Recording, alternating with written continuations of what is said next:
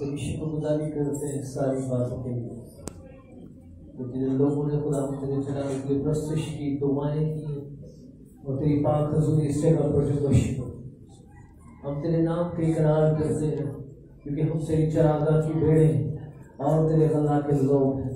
आप फजल बख्श करें, हमारी इबादत करना तुझे पसंद आए, हमारी दुआएं करना तुझे पसंद आए, हमारी जिंदगियां तुझे पसंद आए, हमारा उठना बैठना तुझे पसंद आए। हर एक चीज पर हम तेरे बेटे यीशु के लहू को मांगते हैं। आपने पवित्र लहू की कुदरत से हमें पाक कर खुदा, वैसा पाक कर जैसा तू चाहता है, क्योंकि तेरी आंखें पाक हैं और तू बदी को देख नहीं सकता। आइए अपने दोनों हाथों को उठाइए और कहना शुरू कीजिए, हर उस गुनाह को दूर कर, वो नापाकूवतें जुदा हो जाए, वो तासीरें जुदा हो जाए खुदा, और जो तेरी मर्जी के खिलाफ मेरे बदन में काम कर रही है, मेरी सोचों में काम कर रही है, अब पौलुस की तरह कहने वाले हो जाए। हम ख्यालों को, सोचों को और जो मसीह की पहचान के खिलाफ सर उठाते हैं, ढा देते हैं। और रूह कुदस मदद कर, रूह कुदस मदद कर। आइए बात से कहना शुरू कीजिए, मेरी मदद कर, मेरी जिंदगी के एक हिस्सा में खुदा जहां पर तेरी मर्जी नहीं है, तेरी मर्जी पूरी हो। हम घटे और तू बढ़े खुदा, हम घटना चाहते हो और तुझे बढ़ता हुआ देखना चाहते हैं, क्योंकि हम इसीलिए तो तेरी हजूरी में आए हैं। आ खुदा हमें मदद, हमें ब्याह कर, हमें ढाल खुदा, हमें ढलना चाहते हैं। मेरे तो पहले से ज्यादा जोरावर, पहले से ज्यादा पाप, पहले से ज्यादा भरपूर, पहले से ज्यादा ईमानदार, पहले से ज्यादा दुआगो, पहले से ज्यादा रूहानी, पहले से ज्यादा मोहब्बत से भरे हुए, पहले से ज्यादा वफादार, पहले से ज्यादा तुझसे प्यार करने वाले। हालेलुया। रबा रोशे तेरे मेरे ये रबा बोलो मेरे ये मेरे से तेरे भेबे खेतने मेरे थरा बाबा रे। आइए मैं जुबान में चल भाग के दुआ उसका पाप रुचु को इश्तर रहा रो भोको लो लो लो लो लो लो बाबा बाबा रस्से तेरे ये रे बेबे से तेरे बेबे लिस्ट से तेरे बाबा बाबा बोलो सो बाबा।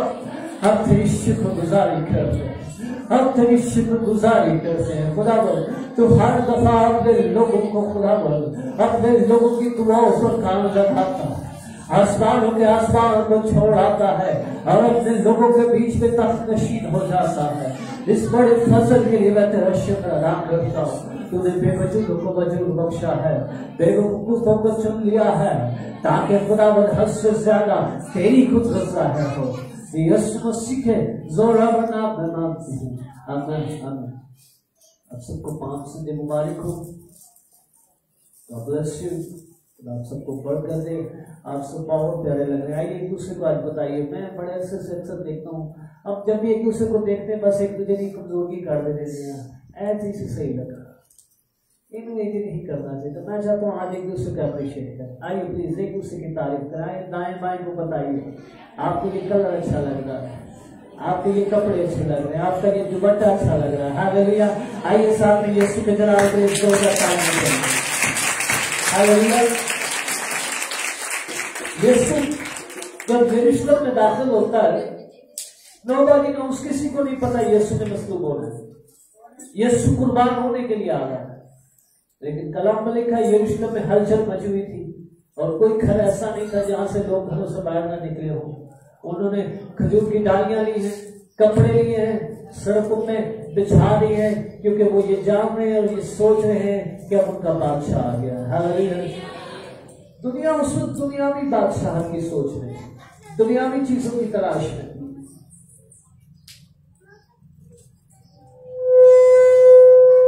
दुनिया की तलाश कर रहे थे। वो समझ रहे थे कि ये बादशाह हमें गुलामी से आजाद करे। कैसे की गुलामी से?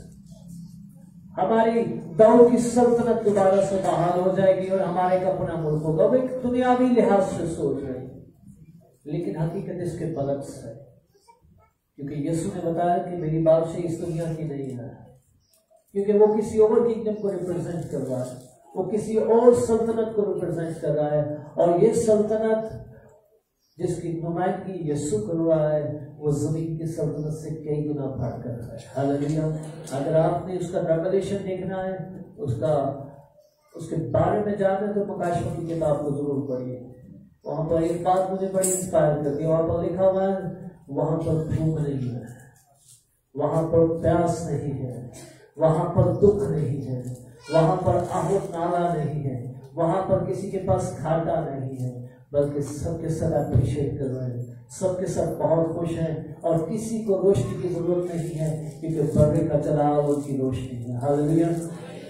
और खुदा का शुक्र है, हम सब इस बादशाही के वारिस भी हैं, और अपने वक्त पर जरूर आसमान पर दाखिल भी होंगे, और यीशु मसीह के नाम को जलाल भी देंगे। हालेलुया।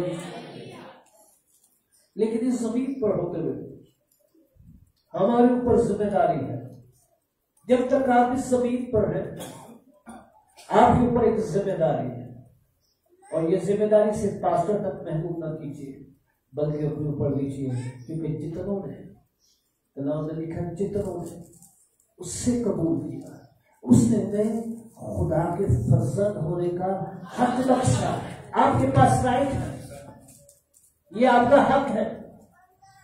अगर आपने खुदा को कबूल किया है, आपने उसके बेटे को कबूल किया है, तो अब आप खुदा के बेटे और बेटियां हैं, और आपके पास तमाम राइट्स हैं। आपके पास तमाम राइट्स हैं कि आप खुदा के बेटे भी हैं, और खुदा के बेटे का बेहतरीन आपकी जिंदगी को वसीला से जाहिर हो। हालेलुया। इसलिए प्लीज शैतान को मौका न दीजिए कि वो आपको बहकावे में लेकर आए। आपको फरेब न देने पर तेरे घर के हालात अच्छे नहीं, तू उसका तो दुआ को नहीं, तू तो गुनाहगार आदमी है, तू तो नाफरमान बेटा है, तू ये है, तू वो है। शैतान हमेशा आपको आपकी कमजोरियां दिखाएगा, लेकिन खुदा का बेटा यीशु मसीह हमेशा आपको अपना लहू दिखाएगा, और वो आपको बताएगा, मैंने सलीब पर तेरा कफारा दिया है। हालेलुया। इसलिए ईमानदारों, अपनी कमजोरियों की तरफ कभी ना देखें, हमेशा यीशु की सलीब पर देखें, क्योंकि यीशु ने सलीब पर अपने खून से आपकी कीमत अदा की है। उसने आपको कभी चैलेंज नहीं किया कि आप अगर परफेक्ट होंगे, आप बिल्कुल पूरे तौर पर उतरेंगे तो फिर माफी होगी, आप पूरे तौर पर रूहानी होंगे तो फिर बरकत होगी, बल्कि उसकी मोहब्बत अनकंडीशनल है, उसकी मोहब्बत बेलौस है, और ये बेलौस मोहब्बत आज पाक संडे की सूरत में हमें नजर आती है। हालेलुया। आइए मेरे साथ लूका की इंजील उसका 19वां बाब खोलें, उसकी 28वीं आयत से ये हवाला हमें मिलता है। पाम संडे एक ट्रेडिशनल मैसेज है, लेकिन मैं कोशिश करूंगा कि इससे हर से बात हो। यहां पर लिखा, ये बातें कहकर वो यरूशलेम की तरफ उनके आगे आगे चला। जब उस पहाड़ पर जो जैतून पे कहलाता है, बैठते फेंके और बैठे हननिया के नजदीक पहुंचा, तो ऐसा हुआ कि उसने शागिर्दों में से 2 को ये कहकर भेजा कि सामने के गांव में जाओ, और उसमें दाखिल होते ही एक गधी का बच्चा बंधा हुआ मिलेगा, जिस पर कभी कोई आदमी सवार नहीं हुआ, उसे खोल लो। अगर कोई तुमसे पूछे कि क्यों खोलते हो, तो यूं कह देना, खुदावंद को इसकी जरूरत है। बस जो भेजे गए थे, उन्होंने जाकर जैसा उसने उनसे कहा था वैसा ही पाया। कलम के पढ़े और सुने जाने की बरकत हम सब तक पहुंचे। पाप संधि के बारे में सबको पता है। आप में से जितने समझदार बैठे हुए हैं, साल से खुदियों का द्वार लगा, लेकिन जो आज बात मैं आपके साथ शेयर करना चाह रहा हूं, वो 32वीं आयत में है। यहाँ पर लिखा, बस जो भेजे गए थे, उन्होंने जाकर जैसा उसने उनसे कहा वैसा ही पाया। Can you imagine? शागिर्दों को सिर्फ यीशु ने वर्ड्स दिए, बातें समझाई है कि आपने जाना है, फलां गांव है, फलां जगह है, और वहां पर आपको ये चीजें मिलेंगी, और आपने लेकर। लेकिन शागिर्दों ने किसी एक लम्हे में नॉट अ सिंगल मोमेंट इस बात पे शक किया जब सवाल किया कि ना उठे हुए तो फिर करिए, जब ना लगे तो फिर करिए, क्योंकि ये सारी की सारी स्टोरी चीज को रेगुलेट करती है, वो गधे का बच्चा है।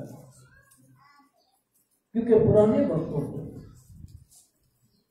बादशाह गधे पर सवारी करके अपनी फतह का ऐलान करते थे।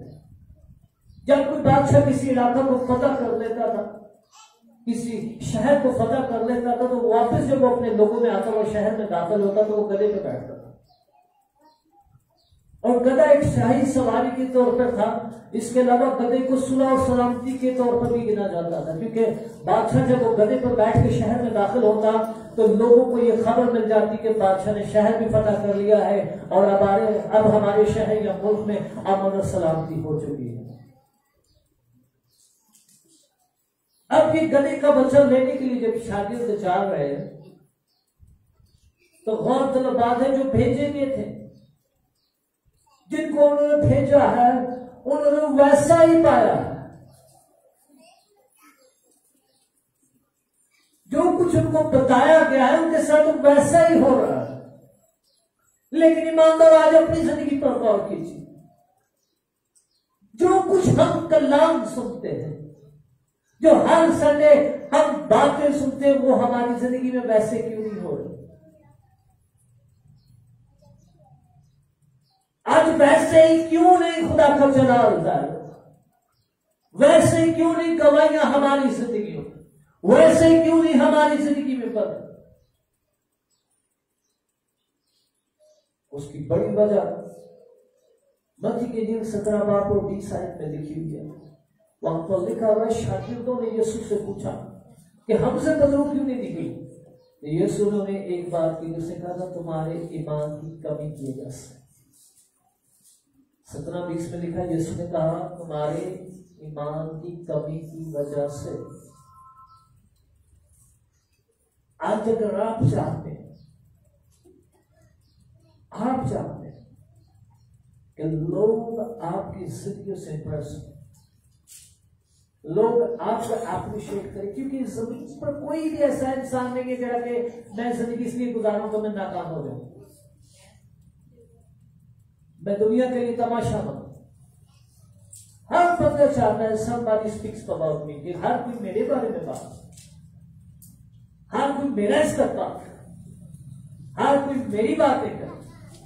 तो उसका वाहिद प्रिंसिपल, उसका वाहिद असूल यह है कि जैसा यीशु ने कहा हो वैसा ही है, और जब यीशु ने जैसा कहा वैसा करेंगे तो आपको जैसा बताया गया आपके साथ वैसा ही होगा। इन शागिर्दों को बताया गया है, गांव जाओ, वहां पर गधी का बच्चा होगा, दरख्त के साथ मदा होगा, फलां ऊपर होगा, फलां गली पे होगा। तो क्या वहां पर नहीं है? क्योंकि खुदा आपकी सोच से बड़ा है, खुदा आपकी सोच से बड़ा है, और उसके मंसूबे आपकी भलाई और आपकी सलामती के हैं। यह 17 बाब पर लिखा हुआ, वो आपकी भलाई और आपकी सरफराजी के मंसूबे रखता है। अगर वो आपकी भलाई और आपकी सरफराजी और आपकी सलामती के मंसूबे ना रखता तो उसे कुर्बान होने की जरूरत नहीं थी। उसे बेजुबान जानवर की तरह लांगतान और दुख उठाने की जरूरत नहीं थी, जो शायद 53 में लिखा हुआ। जैसे भेड़ अपने खाल उतारने के सामने खामोश होती है, इसी तरह हमारी सलामती थी, उस पर सियासत हुई है। अगर वो हमारी सलामती के लिए खामोश है, हमारी बरकत के लिए अपना आप पेश कर रहा है, तो मेरे अजीजों आज खजूरा का इतवार फिर से आपको ये रियलाइज करवा रहा है कि यीशु ने आपके लिए फतह के दरवाजे खोल दिए, यीशु ने आपकी बरकत के दरवाजे खोल दिए, यीशु ने आपके लिए मौजूद के दरवाजे खोल दिए। जरूरत सिर्फ और सिर्फ ये है कि अब आप अपना ध्यान सांप की बातों से निकाल कर अपने आसमानी बाप की बातों पर ध्यान दें। क्योंकि जब आसमान को उठाया तो उसने अपने शागिर्दों को सिर्फ एक ही बात सिखाई। तो उसने कहा था तुम जाकर सब खल्क के सामने अंजील की मनाही करो और उन तमाम बातों की तालीम दो जिनका मैंने तुम्हें हुक्म दिया है। यीशु कह रहा उन तमाम बातों की तालीम दो जिनका मैंने तुम्हें हुक्म दिया है। क्या आपके अंदर इस बात की तालीम है कि जिस बातों का यीशु ने हमें हुक्म दिया हम उसको मान रहे?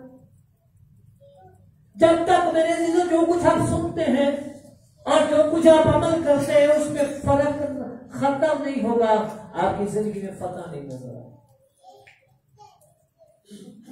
शागिर्दों को कहा गया और उन्होंने अमल किया, और जब उन्होंने अमल किया तो फिर उन्होंने उसका प्रैक्टिकल देखा। जब उन्होंने यीशु ने भेजा गरीब का बच्चा खोल के लाओ, उस पर कपड़ा डालो, उस पर मैं सवार होकर यरूशलेम में दाखिल होना चाहता हूं, तो शागिर्दों ने बात मानी, और जब उन्होंने बात मानी तो उनकी आंखों के सामने क्या हुआ? सारा शहर उठा, हर तरफ होशाना के नारे लग रहे हैं, हर आदमी चिल्ला रहा है और कह रहा है मुबारक है वो जो खुदावंद के नाम से आता है। हालेलुया। प्लीज निकल आइए शैतान की बातों से। अब्लीस हमेशा खुदा की सच्चाई को तोड़ मोड़ के पेश करता है। अब्लीस हमेशा आपकी आंखों के आपके पर्दा ही डाले रखता है। दूसरा ग्रंथी उसको 4 बाब और आयत बल्कि उसकी 6वीं आयत में लिखा हुआ चेक कर लीजिएगा। अगर हमारी खुशखबरी पर पर्दा पड़ा है तो उन हलाक होने वालों के वास्ते जिनकी अकलों को इस जहां के खुदा ने अंधा कर दिया है। और उससे आगे बात को पढ़िए, वहां पर लिखा हुआ है ताकि यीशु यीशु जो खुदा की सूरत पर है, मैं फिर से कह रहा हूं, लिखा है ताकि मसीह यीशु जो कि खुदा की सूरत पर है। पौलुस कह रहे हैं वो खुदा की सूरत पर है, उसके जलाल की रोशनी उन पर ना पड़े। यीशु खुदा की सूरत पर है, यीशु क्रिएटर है, बनाने वाला है, वो आपका तख्लीक करने वाला है, और जिसने आपको बनाया है वो आपसे ज्यादा आपके बारे में जानता है। जिसने आपको बनाया है वो आपसे आपके बारे में आपसे ज्यादा जानता है, क्योंकि उसको पता है आपकी क्या क्वालिटीज है, आपकी क्या कैपेसिटी है और आपसे क्या क्या काम लिए जा सकते हैं। एक साल की बात, अब टेलीविजन लेते हैं, रेफ्रिजरेटर लेते हैं, कोई भी प्रोडक्ट लेते हैं तो उसकी पैकिंग के अंदर आपको एक मैनुअल मिलता है, शरायत और ज़वाबित मिलते हैं। ऐसे ही हम में से बहुत सारे लोग नहीं पढ़ रहे, आइए खोल के चला दें, लेकिन अगर आप उसको पढ़े तो उसमें डू एंड डाउन्स होता है कि ये करना है और ये नहीं करना।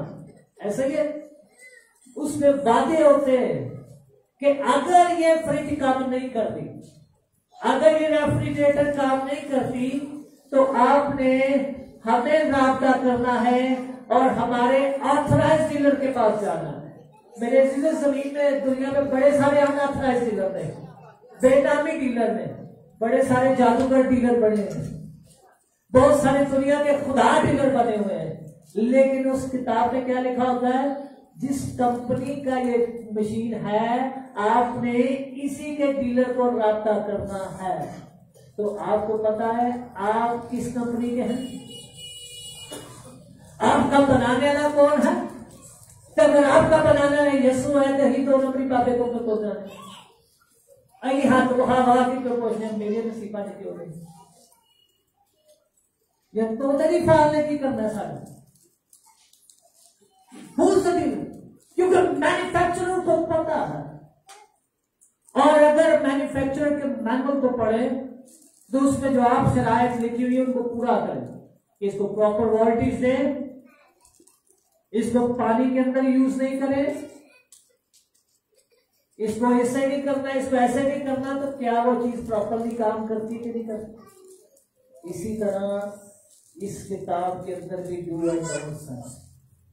अगर ये सारी की सारी चीजें आपके लिए लिखी गई हैं, अगर आप इनको फॉलो करेंगे तो यकीन जानिए आप भी उस प्रोडक्ट की तरह जो आपने अपने घर में रेफ्रिजरेटर, टीवी या दूसरी चीजें लाकर रखी और बड़े 6 साल से चल रही है और खराब नहीं हो रही, क्योंकि आप एहतियाती तदाबीर को अपना रहे हैं। बिजली चमके मारे तो फिर टीवी फ्रिज ऑन नहीं करते, हर एक चीज को फॉलो करते हैं तो फिर वो चीज प्रॉपर काम करती है। इसी तरह जब आप खुदा के अहकाम को प्रॉपर फॉलो करते हैं तो फिर रिजल्ट्स आपकी जिंदगी में आना शुरू हो जाते हैं। हालेलुया। मुझे एक बात बताइए, कोई भी बीज बो के दुआ नहीं करता कि खुदा का उगलना नहीं है। किसी ने भी अगर बीज बोया हो, किसी ने, तो ये तो नहीं बैठ के दुआ करता कि खुदा ने मैं बीज बोया कि तेरे दुआ करोगे, नहीं। आपको दुआ करने की जरूरत नहीं पड़ती, क्योंकि आपको पता होता है कि इसने उगना ही होना है, क्योंकि हमने इसे अच्छी जमीन में बोया और इसे पानी दिया, ये उगेगी। इधर ही है पैसा तो पैसा दर दुआ करेगा, उगेगा। प्लीज आपको इंस्ट्रक्शंस को फॉलो करना है, और जब आप हिदायत को फॉलो करते तो फिर रिजल्ट्स ऑटोमेटिकली आना शुरू हो जाते हैं, फिर चीजें ऑटोमेटिकली आपके लिए क्रिएट होना शुरू हो जाती हैं। शागिर्दों ने इस चीज को फॉलो किया। कलम मलिका पर जो भेजे गए थे उन्होंने जानकर जैसा उसने उनसे कहा वैसा ही पाए। प्लीज आज इंस्ट्रक्शंस को जब हम रद्द कर रहे हैं तो रिजल्ट्स नहीं है, इसमें मैन्युफैक्चर का फॉल्ट नहीं है। और दूसरी एक और खूबसूरत चीज मैं आपको बताऊंगा, किसी भी आप ब्रांड की कोई चीज लेंगे तो उस ब्रांड पर उस ब्रांड का लोगो लगा होता है, यही बात है। लोगो लगा होता है कि नहीं होता, ठप्पा लगा होता है, वो उसकी पहचान होती है कि ये मेरी चीज है, ये हमारी कंपनी है। और अगर वो खराब हो, और वो वारंटी में हो, तो वो आपको फ्री सर्विस क्यों करके देते? क्यों आपसे ज्यादा प्यार करते हैं? नहीं, बल्कि वो अपने नाम की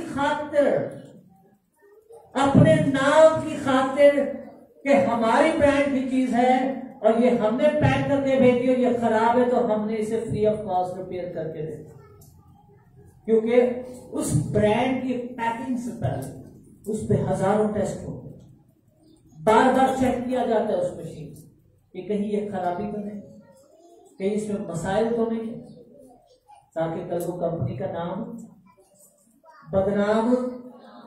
तो खुदा ने जो बनाया तो हम इसलिए तो नहीं भेजा कि नाकाम हो, कि आप खुदा बदनाम होना चाहेगा। हालेलुया। खुदा ने जिस दिन आपको बनाया था, कलाम में लिखा उसने आदम को ये कहकर बढ़कर दी, फलो फूलो बढ़ो और जमीन को क्या करो, मामूरो महकूम करो। अगर खुदा ने मुझे और आपको ये कहा है कि फलो फूलो बढ़ो, तो फिर कौन सी चीज है जो आपको फलने फूलने फटने से रोक रही है? इंस्ट्रक्शंस को फॉलो ना करना, हिदायत को की पैरवी ना करना। प्लीज, अगर आप यरूशलेम में शाहाना शान दाखला देखना चाहते हैं और यीशु के पीछे पीछे आप चाहते हैं आपको भी पत्नियां निछावर हो, लोग आपकी भी रिस्पेक्ट करें, क्योंकि यीशु के शागिर्द, शागिर्दों की कोई इज्जत नहीं। लेकिन जब वो यीशु के साथ थे तो हर बंदा उनकी इज्जत करता होगा, हर बंदा उन्हें सैल्यूट करता होगा। जब यीशु कले पर बैठ कर यरूशलेम में दाखिल हो रहा था, शागिर्द जब 7 साल चल रहे थे, लोग उन पर भी पत्थर फेंक रहे थे, लोग उनके लिए भी होशाना के नारे लगा रहे होंगे, लेकिन वजह क्या है? क्योंकि वो हिदायत को फॉलो कर रहे थे, उनको जो कुछ बताया गया था वो उस पर चल रहे थे। प्लीज, यरूशलेम के दरवाजे कभी बंद नहीं हो, तौबा के दरवाजे कभी बंद नहीं हो, खुदा की तरफ से कभी ना नहीं है। कलम में लिखा तू मुझे आज पुकार तो मैं तुझे आज ही जवाब दूं। यही में किसी में लिखा हुआ, तू मुझे पुकार तो मैं तुझे, और वो गहरी और बड़ी बातें जिनको तुम नहीं जानते। फिर से गौर कीजिए, वो कह रहे हैं वो गहरी और बड़ी बातें जिनको तू नहीं जानता। वो किसको दिखाए? तुझ पर जाहिर कर। That's a wonderful thing. Please, खुदा ने आपको इसलिए नहीं जमीन पर रखा कि आप एक नाकाम जिंदगी गुजारें। खुदा ने आपको जमीन पर इसलिए नहीं रखा कि आप मायूस जिंदगी गुजारें। खुदा का प्लान, खुदा का मंसूबा आपके लिए बहुत वसी है, क्योंकि आप उसके रिप्रेजेंटेटिव हैं, आप उसके नुमाइंदे हैं, आप उसकी ब्रांडिंग के लिए पैदा हुए हैं, ताकि आप जमीन पर दूसरे इंसानों को बता सकें, दूसरी अक़वाम को बता सकें कि हमारा खुदा जिंदा खुदा है, हमारा खुदा मौत से करने वाला खुदा है, हमारा खुदा जिंदगियां बदलने वाला खुदा है। ये चीजें उस वक्त आ जाए, ये उस वक्त तब्दीली आएगी जब आप मैनुअल्स को, हिदायतनामे को फॉलो करेंगे, जब आप इंस्ट्रक्शंस को फॉलो करें।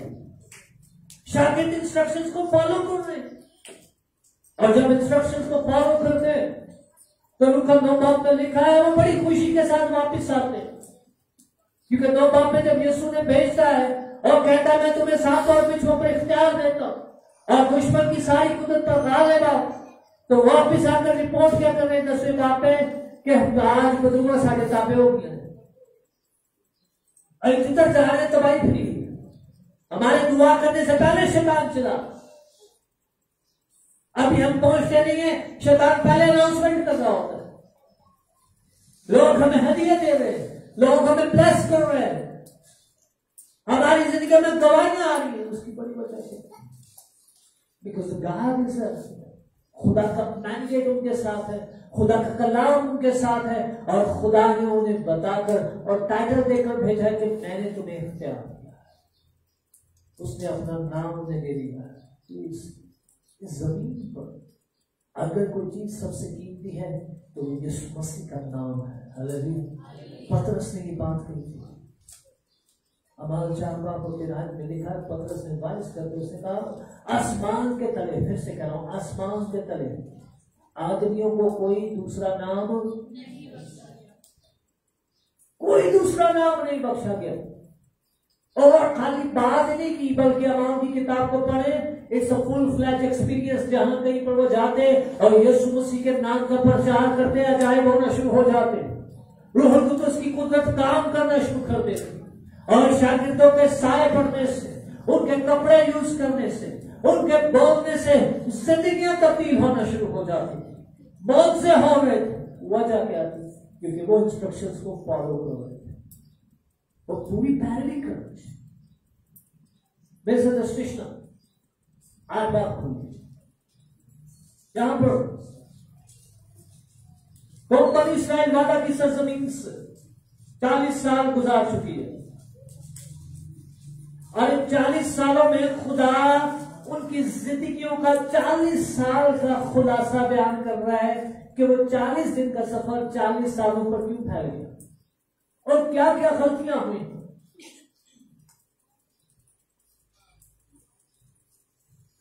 और उसकी पहली आयत में लिखा है, सब हुक्मों पर जो आज के दिन मैं तुझे देता हूं तो मैं ध्यान करके अमल करना, ताकि तुम जीते और बढ़ते रहो। और जिस मुल्क की बाबत खुदावंद ने तुम्हारे बाप दादा से कसम खाई है, उसमें जाकर उस पर कब्जा करो। तो इस सारे तहरीक को याद रखना जिस पर इन 40 वर्षों में खुदावंद तेरे खुदा ने तुझको इस बियाबान में चलाया, ताकि वो तुझको आजिज करे कि आजमाए और तेरे दिल की बात दरियाफ्त करे कि तू उसके हुक्मों को मानेगा नहीं मानेगा। खुदा कह रहा है मैंने 40 साल इसलिए तेरे बाप दादा को रोलिया, बियाबान में सैर करवाई, ताकि वो दिल की बात जानना चाहता कि क्या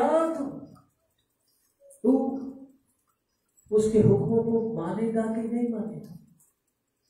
खुदा बाज़ औक़ात हमारी जिंदगी में बहुत सारी चीजें इसलिए रोक के रखता है क्योंकि हम आजिज़ नहीं होते, और खुदा को इस बात की तसल्ली और दलेरी नहीं होती, क्योंकि खुदा को मालूम है कि अगर मैं गड्डी दे दी थी नहीं गड्डी दे रहना नहीं मैंने दुआ कर जेल में बड़ा जा टीवी दे देता तो तेरे करे सारी दिहाड़ी फिल्म ही मिलता है ये नहीं मेरा नहीं देखा तो जेल में बहुत पैसे देते थे तेरे करे पीपी की मारते। खुदा हर चीज की नेक्स्ट लेवल को सोचता जे मैं जो जड़ फेंक देते थे तेरे करे कि नींद ना खुले कर ये सुनता ही रहे। खुदा जानना चाहता है और उसने इस बात को जानने के लिए 40 साल लगा दिए कि ये आजिज होंगे या नहीं होंगे, क्या ये मेरी दिल से इबादत करेंगे कि नहीं करेंगे। और लिखा है विषय में उसने तुझको आजिज किया भी और तुझको भूखा होने दिया और वो मन जिसे ना तो तेरे बाप दादा जानते थे तुझको खिलाया ताकि तुझको सिखाए कि इंसान सिर्फ रोटी से नहीं जीता रहता बल्कि हर एक बात से जो खुदावंद के मुंह से निकलती है वो जीता रहता है। खुदा सिखाना चाहता है और आज भी मेरे से खुदा मुझे आपको सिखाना चाहता है। इस सर्वन के बाद दूसरा सर्वन, दूसरे के बाद तीसरा, तीसरे के बाद चौथा, लेकिन आप सुनते चले जाएंगे लेकिन आपकी जिंदगी में रिजल्ट्स नहीं आएंगे क्योंकि आपने इंस्ट्रक्शंस को फॉलो नहीं किया। लेकिन जिस दिन आपने इंस्ट्रक्शंस को हटाया को फॉलो करना शुरू कर दिया, पैरवी करना शुरू कर दी, रिजल्ट्स ऑटोमेटिकली आना शुरू हो जाएंगे। आप मुझे बताइए, एक इलेक्ट्रॉनिक चीज है वो बिजली पर चलती है, अगर आप उसका प्लग बिजली में नहीं लगाएंगे तो वो ऑटोमेटिकली कैसे चलेगी। आप जितना मर्जी क्लेम करें कि मैं पैसे पूरे देते नहीं कुछ नहीं वारंटी से, लेकिन जब तक आपका स्विच ही नहीं आता वो कैसे चलेगा। इसलिए प्लीज ये रिश्ता में अगर शाहाना शान दाखिला चाहते हैं, अगर आपको वेलकम चाहिए तो उसकी पूरी तैयारी कीजिए, वरना तजर्बा हमारे सामने है। हमारे बाप दादा को खुदा कह रहा है इसलिए उसने बियाबान में रखा और 40 वर्षों में इसलिए बियाबान में चलाया ताकि वो जान सके। मेरे से खुदा आज आपके बारे में जानना चाहता है, आप उसके साथ कितने फेथफुल हैं, आप उसके लिए क्या कुछ कर सकते हैं। कलाम में लिखा है उसने शागिर्दों को कहा कि अगर कोई तुमसे पूछे कि ये गधी का बच्चा कहां लेकर जा रहे हो तो उन्हें कहना इस खुदावंद को इसकी जरूरत है। क्या कहेगा, क्या कहना, खुदावंद को इसकी जरूरत है। और जब वो ये कहते हैं तो क्या किसी ने रोका, बल्कि मालिक ने कहा ले जाओ क्योंकि खुदावंद को इसकी जरूरत है। अगर आज खुदा आपको कहे मुझे तेरी जरूरत है तो तू ही आपको नहीं खुदावंद मैं नहीं जो तुझे बुलाना आमर के नहीं खुदावंद मैंने जो मैं तुझे पाईदार हूं मैं तो पता मैं बिजी हूं अई तोशिर कही तू आ जा खुदावंद मेरी लोड़ नहीं पाई से मैं बड़ा बिजी मेरे बच्चे नहीं। इस बेवकूफी से निकल आइए, क्योंकि अगर वो मालिक बात न मानता तो आज उस गधी के बच्चे का जिक्र होता। आज हमारी जिंदगियों में ये मौका है, ये बरकत है कि किताबे अक़दस में अपना नाम लिखाया जाए, जिंदगी की किताब में अपना नाम दर्ज करवाया जाए। लेकिन ये अंदर आज उस वक्त होगा, ये गलबा उस वक्त आएगा जब आप जान लेंगे, जब आप समझ लेंगे अशिष्टा नाम आप में लिखा हुआ है। बस वो आज के दिन जान ले कि खुदा तेरा खुदा तेरे आगे आगे बसम करने वाले आग की तरह पार जा रहा है। वो उनको फना करेगा, वो उनको तेरे आगे बस करेगा और ऐसा कि तुमको निकाल कर जल्द हलाक कर डालेगा जैसा खुदावंद ने तुझसे कहा है। खुदा अपने बातों से नहीं फिर रहा, वो कह रहे हैं खुदावंद तेरा खुदा तेरे आगे आगे चलेगा।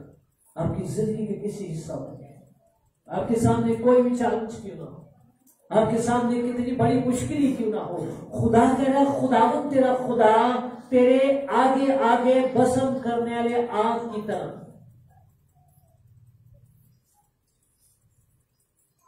चल रहा है, वो फना कर रहा है, वो पस्त कर रहा है। ऐसा नहीं कि खुदा ने बुला लिया तो उसने आपको तन्हा छोड़ दिया, ऐसा नहीं है। यिर्मयाह को खुदा ने जब बुलाया तो कलम में लिखा, यिर्मयाह ने कहा है खुदा मैं बच्चा हूं, मैं बोल नहीं सकता, यिर्मयाह पहले बाप का लिखा हूं, लेकिन खुदा ने कहा तू ऐसा ना क्या है, क्योंकि मैंने तुझे तेरी मां के बदन ही से नबी ठहराया है। हालेलुया। और मैंने तुझे खड़ा किया है कि तू खाए, ढाए, गिराए और तामीर करे। हालेलुया। प्लीज अपनी आवाज को, अपने लिए खुदा की आवाज को सुनिए। खुदा का आपको जमीन पर बनाने का, पैदा करने का, जिंदा रखने का और कायम रखने का एक मकसद है, और ये मकसद ये है कि आप उसके हुक्मों को मानिए, आप उसकी पैरवी कीजिए। और जब आप उसकी पैरवी करेंगे एवरी डे, हर रोज आपकी एक्सपीरियंस पाम संडे जैसा एक्सपीरियंस होगा।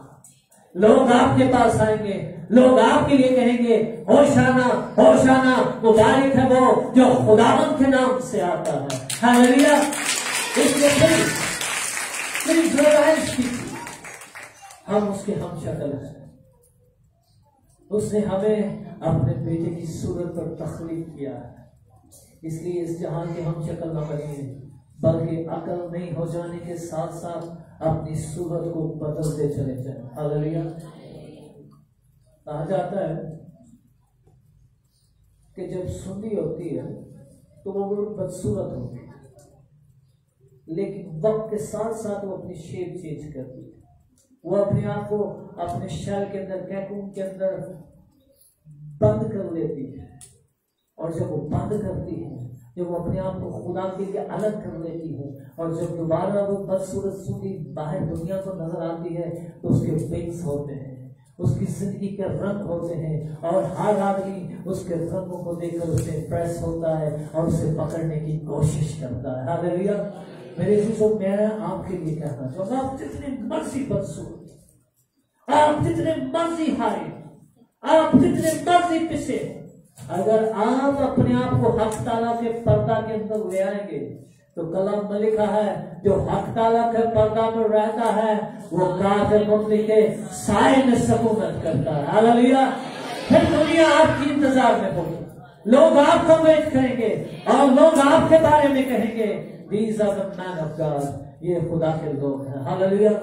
आइए अपने पैरों पर खड़े और आइए प्लीज इस पाम संडे पर खुदा के हुजूर में हाथ करें। Whatever the God is telling you, जो कुछ खुदा आपको कह रहा है करने को, आज करके देखिए, अपनी जिंदगी को फैसला कीजिए और यकीन जानिए खुदा का जलाल आपका मुंतजर है, उसका जोर, उसका मसा आप पर ठहरने के लिए बेताब है, क्योंकि कलाम में लिखा है उसकी आंखें जमीन के चौगिर्द गर्दिश करो तलाश में, ताकि वो उनकी मदद करे जो अपने दिन उसकी तरफ दिल लगाए होता है। हालेलुया। आइए अपने हाथों को, आइए सच्चे दिल से बोल, सच्चे दिल से रूह कुदूस की आवाज सुनो। हालेलुया। और आज पाम संडे इस रेजोल्यूशन को अपने जिंदगी में लीजिए। आज के तारीखी दिन, आज तारीखी गवाही पैदा कीजिए कि पाम संडे के दिन यीशु ने मुझे भी शाहाना जिंदगी में दाखिल कर दिया, यीशु ने मेरी भी सिचुएशंस को बदल दिया, और यकीन जानिए यीशु ने कहा मैं जमीन की इंतहा तक तुम्हारे साथ, खुदावंद आपके साथ। हालेलुया। रबा कल्लोना बाबा रस तेरे बेरे या रबा बाबा ये जुबानों में दुआ, आइए रूह से भरकर दुआ कीजिए, आइए अपने आप को उन बर्तनी के बर्तनों की तरह खाली करके दुआ कीजिए, हर उस आलूदगी से, हर उस खौफ से, उस शक से कि क्या बनेगा, बस इस बात को जानिए कि वो आपका खुदा जो कल आज और क़यामत तक यकसा है, वो सब कुछ करने पर कुदरत रखता है। हम यीशु के नाम में तेरी शुक्रगुजारी करें, तेरी फतह को नाम करता हूं, मैं तेरे बेटे और बेटियों को कर देता हूँ, आज ब्लेस करता हूँ, इन्हें जोरा भरता हूँ, इन्हें अपने कलाम से भरता हूँ, ताकि ये वो कुछ करने वाले हो जो कुछ तेरा कलाम कह रहा है, ये उन बातों पर अमल करने वाले हो जिनका तू हुक्म तूने हमें दिया है। हालेलुया। हालेलुया। बाप फजल, बाप फजल, आई उससे फजल मांगिए, आई उन कमजोर उन चीजों के लिए फजल मांगिए जहाँ पर आप हार जाते हैं, जहाँ पर आप रोज धोखे में आ जाते हैं, जहाँ पर आपको शैतान ट्रैप कर लेता है। आइए इस ट्रैप से निकलने के लिए खुदा से दुआ कीजिए। खुदा मन इस ट्रैप से मुझे निकाल, इस जुए से मुझे निकाल, इस खौफ से निकाल, क्योंकि मैं जानता हूँ खुदावन जो इंसान से नहीं हो सकता वो खुदा से हो सकता है, क्योंकि खुदावन से सब कुछ हो सकता है। Hallelujah hallelujah. आइए अपने दिलों के दरवाजों को खोलिए, आइए अपने दिलों के दरवाजों को खोलिए और यीशु को वेलकम कीजिए और कहिए देख तेरा बादशाह गधे पर सवार हुआ था। और कल आपने लिखा जैसा नबी की मार्फत लिखा था वैसा ही पूरा हुआ कि ऐसे ही देख तेरा बादशाह गधे पर सवार हुआ आ रहा है। आइए अपने दिलों को खोलिए, अपने बादशाह को वेलकम कीजिए ताकि वो उस तख्त पर बैठ सके जो बनाए आलम के भेजने से बाप ने उसके आपके लिए आपकी जिंदगियों के लिए तैयार किया हुआ है। और यकीन जानिए मेरे चीजों, जब यीशु आपकी जिंदगी में राज करेगा तब शैतान के तमाम काम फना हो जाए, फना हो जाए, यीशु के नाम में फना हो जाए। हालेलुया। बाबा से मेरे मेरे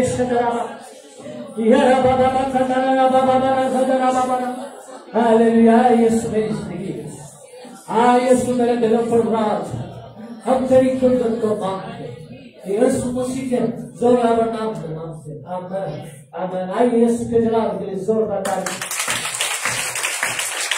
हालेलुया।